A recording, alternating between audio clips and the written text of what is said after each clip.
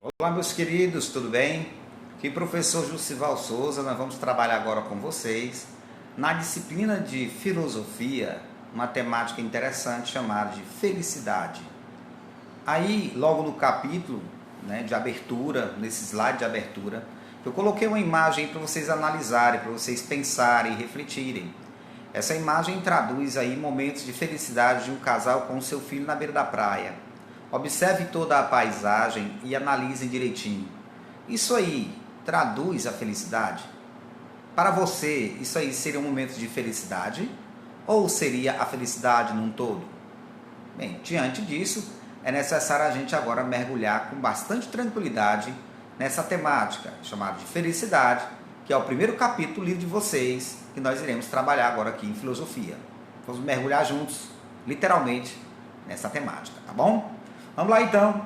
No livro de vocês, na página número 14, vocês vão começar a discutir o que é felicidade.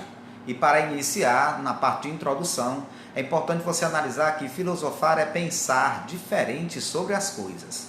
Você começa a refletir. Por que é que a cadeira tem o nome de cadeira? Por que isso aqui é mão? Por que aqui é braço? Você começa a se perguntar e se questionar, e diante desses questionamentos, dessas perguntas, você vai começando a analisar que filosofar é pensar. É você despertar a sua análise de raciocínio sobre determinada coisa.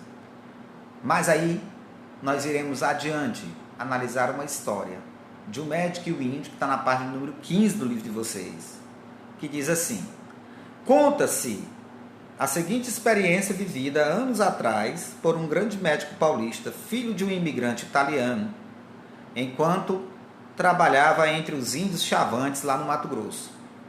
Em uma tarde tórrida dessa região central do Brasil, o médico saiu para caminhar com um dos indígenas, Rupaui, e decidiram refrescar-se no Rio das Garças. Depois de nadarem por 1 hora, sentaram-se para descansar e apreciar a paisagem à sua volta. A agradável sensação da brisa pareceu despertar no médico pensamentos sutis, resultando deste curto diálogo. Você é feliz, Rupaui? Pergunta o médico para o índio. O índio responde: sim, e sou feliz. E aí o médico pergunta: e você sabe o que é a felicidade? E o índio Rupaui responde: não. E aí, gente? O cara é feliz e não sabe que é feliz? Ele não entende, ele não sabe, ele não tem noção do que é a felicidade, embora ele seja? Então vamos analisar a situação. Ora, a felicidade, o bem que todos desejamos. A finalidade última nossa é ser feliz. Certo? A filosofia vai discutir a felicidade como sendo uma experiência filosófica. E analisando este caso específico do índio e do médico, é necessário entender que nós temos que seguir aí 3 passos para analisar essa experiência filosófica e chegar a esse pensamento de felicidade, estado de felicidade. É o estranhamento, é quando o homem sai do seu habitat natural, no caso, o médico que sai de uma cidade e vai para o interior, ele já vai estranhar naturalmente o ambiente que ele está ali. O questionamento, quando ele começa a questionar tudo, inclusive perguntar para o índio, diante daquele lugar tão bucólico, tão lindo, tão simples, se aquilo lhe dava felicidade, e a reflexão em cima disso, que o próprio índio não saber responder o que é felicidade, embora ele seja. Diante de tudo isso, são questionamentos, estranhamentos, análise de pensamento que vai lhe dar a famosa resposta filosófica. E aí, nós vamos tentar entender que felicidade é igual a sabedoria. Porque a felicidade é a nossa finalidade última. A felicidade significa amor à sabedoria. Por quê? Porque a filosofia significa amor ao saber, amor à sabedoria. O filósofo é aquele amigo do saber. Mas a nossa felicidade, ela se traduz em amor, né? Traduz também em amor. E aí, gente, para a gente tentar entender isso, foi necessário a gente compreender Pitágoras, que nasceu no ano 570 e morreu no ano 490 a.C., onde ele vai discutir, e aí foi o primeiro pensamento, aquele primeiro cara que analisou e viu o que era a filosofia, né, e que vai dar esse conceito de felicidade, ou de filosofia que é igual ao amor à sabedoria, e, portanto, ao estágio final, que seria a felicidade, ele vai dizer que existe uma finalidade última nossa, que seria a investigação filosófica com perguntas sequenciadas. Interessante que no livro de vocês, aqui na página de número 19, ele diz assim, finalidade última da filosofia. E aí você pergunta, por que é que você vai levar essa investigação filosófica com essas perguntas sequenciadas? E ele coloca alguns exemplos, como por exemplo, filosofar para quê? Para pensar melhor sobre tudo, os fatos, as pessoas e a vida. Pensar melhor sobre tudo para quê? Para encontrar soluções para os problemas. Encontrar essa solução serve para quê? Para ter menos problemas. Para ter menos problemas. E para a gente viver melhor. Viver melhor para quê? Para me sentir bem, em paz comigo mesmo e com o mundo. E sentir-se assim para quê? Para ser feliz. Ser feliz para quê? Não sei. Talvez para deixar as pessoas que me cercam felizes também. E deixá-las felizes para quê? Para que eu fique feliz com a felicidade delas. Ou seja, no fundo, tudo que nós queremos aqui, neste plano terreno, é sermos felizes. Certo? Mas como é que nós vamos tentar entender conceitualmente o que é a felicidade? É justamente por isso que nós estamos discutindo essa temática aqui nesse momento, tá bom? Bem, a felicidade. Como viver para ser feliz? E o que disseram os sábios gregos? Vocês sabem muito bem que a filosofia surgiu lá na Grécia Antiga, né? muito antes de Cristo, claro. E você sabe o que é importante para você ser feliz? Como é para você viver feliz? Aí os sábios gregos disseram, se for necessário você ter bens materiais e riquezas, se for necessário você ter status social, como por exemplo, todo mundo, onde você chegar, todo mundo lhe conhece, você tem a fama, poder e glória. Se for necessário você ter os prazeres na cama e na mesa, você se sentir bem, comendo bem e na cama, né, com seus desejos sexuais também você se realizando. Se for necessário você ter saúde, amor e fundamentalmente amizade. Então você se pergunta, professor, e por que tem muita gente que tem tudo isso e não é feliz?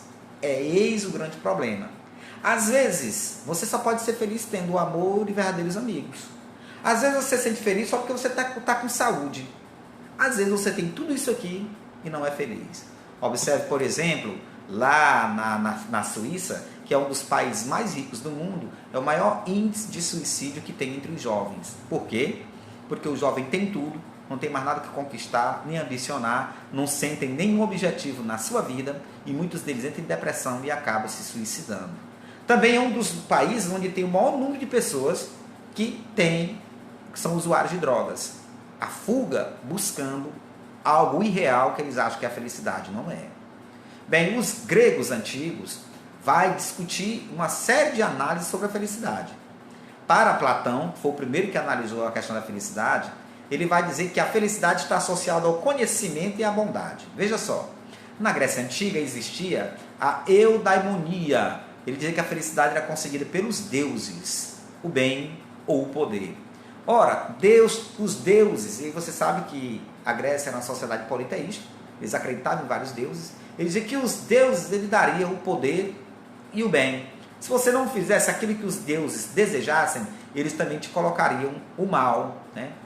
E aí eles diziam que fazer o bem para os deuses, fazer aquilo que os deuses queriam, te levaria a ter uma felicidade. E a felicidade para o homem antigo era uma fortuna. Então Platão, que nasceu no ano 427, morreu no ano 343 a.C., portanto século V e século IV aí, a.C., vai dizer que o mundo material é enganoso. E é verdade, é enganoso. O abandono das ilusões em direção ao mundo das ideias pode até alcançar a realidade. Você tem que abandonar a ilusão, tentar entender o racional e a ideia para você chegar até a sua realidade, né? O mundo material é tão enganoso que às vezes você tem muito dinheiro, tem muitos amigos, e quando você não tem dinheiro, você não tem amigo nenhum, né? Isso aí é o que o Platão está colocando. Bem, dando continuidade ao pensamento platônico, né, do Platão, ele vai dizer o seguinte, que para harmonizar a a vida do ser humano e analisar sobre a perspectiva da felicidade, é necessário entender as três almas que ele trabalhou tanto numa obra chamada A República, onde ele vai discutir sobre a questão da alma humana, do espírito humano. Ele vai dizer que o ser humano tem a alma conscupiscente, que seria ligada aos desejos carnais, que o ser humano tem uma alma irascível, vinculada às paixões, e tem a alma racional, relacionada ao conhecimento, ao saber, à razão, tá? E aí ele vai dizer também que a vida, para a pessoa ser feliz, depende não só disso, mas também precisa você ter a prática da ginástica e da dialética. E o que é a ginástica? É justamente isso. É você também estar bem consigo próprio. Seu organismo está bem, tá bom? Consigo próprio.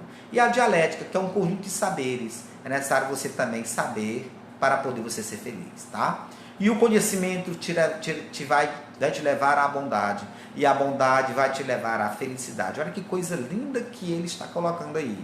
Está dizendo que o conhecimento te leva à bondade e a bondade te leva à felicidade. E vai dizer também mais ainda na sua obra República, que para construir o bem de todos é necessário você ter uma estruturação sociológica chamada política. E a política, ela tem como finalidade promover o bem de todos. Infelizmente, a política que é feita e adotada nos países atuais do Brasil é uma politicalha, é as avessas, onde os caras querem ter poder e querem ter aí impunidade, sobretudo, né? Dos crimes que assim comete, como é no caso, por exemplo, no Brasil, tá bom? Mas a política é uma coisa boa, porque ela faz com que haja a promoção do bem de todos, e a política tem que ser exercida pelos homens bons, porque os homens maus estão lá no poder, estão maltratando demais nós que somos maioria, e a maioria são pessoas boas, tá ok? Bem, depois nós vamos ter o segundo pensador, que é Aristóteles, que nasceu no ano 384 e morreu em 322 a.C. Ele vai dizer que a vida, a análise dele é a vida teórica e prática sobre a felicidade. Ele vai dizer que o exercício da virtude, que seria a excelência ou a perfeição, trazendo-lhe o prazer. Ou seja, para ele, a análise dele sobre a felicidade é a virtude. A diferença das faculdades, que no caso as faculdades animais dos humanos, é que o ser humano pensa de forma racional. Por isso nós somos diferentes dos animais, né? O que te leva a você analisar e você associar a felicidade com a virtude. Porque a virtude ela te leva à razão e a razão pode lhe conduzir a esse sentimento de felicidade. Ok? Bem, o outro pensador seria Epícoro, do ano 341 a 271 a.C. Ele vai dizer que o caminho da felicidade para ele é o prazer. Diferente de Platão e Aristóteles, a análise dele é que o caminho da felicidade é o prazer. Né? É a satisfação dos desejos. Mas vai dizer que é necessário eliminar certas crenças, como por exemplo, ele vai dizer que as causas das angústias da infelicidade vai ser as preocupações religiosas e as superstições. E de fato, a religião que ficou para nos unir está nos dividindo. Católico diferente de evangélicos, evangélicos diferente de quem pratica candomblé, candomblé diferente de quem pratica espiritismo, e todo mundo querendo buscar a sua razão dentro do campo espiritual, e talvez ninguém tenha razão, ninguém sabe. Enfim, o certo é que ao invés da religião nos direcionar a um caminho de igualdade, de tolerância, está fazendo justamente o contrário, está nos dividindo. Né? Mas tudo isso seria evitado se o ser humano soubesse que nós somos apenas parte do universo, porque esse universo ele é constituído de matéria, e isso levaria o homem a não mais temer a morte. Sabendo que o homem era apenas um pouco dessa matéria, por que vai temer a morte, né? Bem, para ele também é necessário, segundo Epícoro, eliminar ou moderar os desejos, né? Somente o necessário. Ele vai dizer que os desejos têm que ser somente o necessário. Seria os naturais e necessários, os naturais e desnecessários, os não naturais e desnecessários. Para ele, os naturais e necessários era comer, beber e dormir. Os naturais e desnecessários seria comer alimentos refinados. Para que você quer comer caviar? Bebidas caras? Para que você quer tomar uísque de 12 anos, escocês? Não tem sentido. Tá ok? Bem, e também os não naturais e desnecessários, como fama, riqueza e poder. Para você ser feliz, é necessário você ter fama, riqueza e poder? Se você tiver apenas um amor que lhe ame verdadeiramente e ótimas amizades e saúde, para você já está bom demais, né? Mas ele vai dizer também, Epícoro, que tudo isso vai agir com prudência racional. Vai levar o homem a agir com a prudência, que nós chamamos de prudência racional. Bem, o último pensador seria da corrente do estoicismo, que é o amor ao destino, pregado por Zenão de Cítio. Nasceu no ano 335, morreu no ano 264 a.C., e ele vai criar aquela corrente chamada corrente filosófica do estoicismo. É feliz aquele que vive de acordo com a ordem cósmica. Deixa eu ver aqui, se vai dar para azar. Cósmica, que ele vai chamar de destino, tá bom? Vai dizer que usar o poder da vontade, vai dizer que nós temos que controlar pensamentos e paixões, e vai pregar muito mais ainda que nós temos que aceitar o nosso próprio destino. E aí, gente, tem até aí no livro de vocês a parábola do velho do forte, que é muito interessante essa parábola, onde ele vai discutir sobre a questão do destino. Vai dizer o seguinte, aí na página de número 30 do livro de vocês. Um velho vivia em um forte abandonado, no alto de um monte, e um dia perdeu um cavalo. Os vizinhos vieram lhe expressar o seu pesar por seu infortúnio, e o velho perguntou, como sabeis que é má sorte? Poucos dias mais tarde, voltou ao seu cavalo com um bando de cavalos selvagens, e vieram os vizinhos felicitar por sua boa sorte, e o velho respondeu, como sabeis que é boa sorte? Com tantas montarias a seu alcance, começou o filho a cavalgar os cavalos, e um dia quebrou uma perna. Vieram os vizinhos apresentar-lhes condolências, e o velho respondeu, como sabeis que é má sorte? No ano seguinte, houve uma guerra. E como o filho do velho era agora um inválido, pois havia quebrado a perna, não poderia ir para a guerra. E aí, gente, foi uma má sorte? Essa é a análise que tem que se fazer. Veja que a aceitação do destino pelo velho foi tranquila. Ele achou necessário, as coisas iam acontecendo. Aquilo que ele chama de princípio da impassibilidade.